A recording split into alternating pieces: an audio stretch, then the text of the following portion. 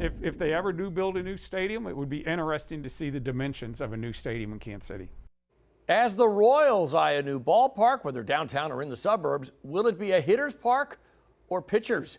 And depending on where it goes, how could the surrounding space impact the ballpark dimensions? Welcome after the All-Star Game. I'm John Holt. I'm Lauren Halifax. So while baseball has a more flexibility when it comes to field size, rules on home run fences have been in place for more than 60 years. Fox 4's Dave DeMarco is at the site of baseball's All-Star Game 65 years ago this week with a look at what happened the last time Kansas City took on Major League Baseball about a stadium.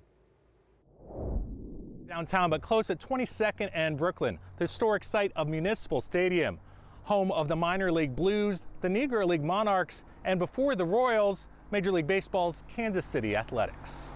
The Kansas City Athletics were owned by Charlie Finley. You know, he just did crazy stuff, but I think he was more of a showman than an owner. Like a rabbit that popped out of the ground to give the umpire baseballs.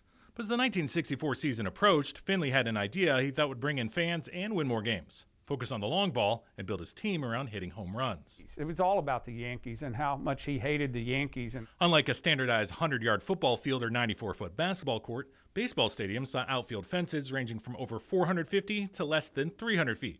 Finley's idea? Plop stands right in the middle of the outfield in Kansas City Municipal Stadium's right field and build a new home run fence in front of them. He called it Pennant Porch, with the exact 296-foot short porch he believed helped the Yankees keep winning the pennant. Every stadium's different. Even today, they're all different. But they weren't going to let him get away with that. In 1958, Major League Baseball adopted rules. Home run fences have to be at least 325 feet down the line and 400 to center.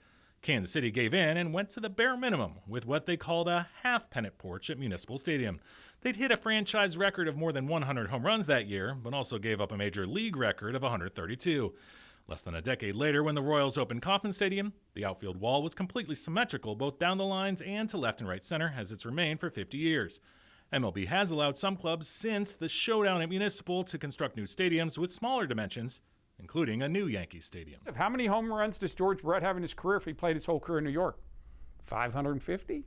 And that pennant porch would have been right about back here. You know, ironically, one of the possible Royals locations, Washington Square Park, the tightest squeeze actually seems to be in right field. So I'll say if you're a kid who grew up a couple blocks from the park, like Frank White did here at Municipal, maybe work on that left-handed swing. Dave DeMarco, Fox 4 News.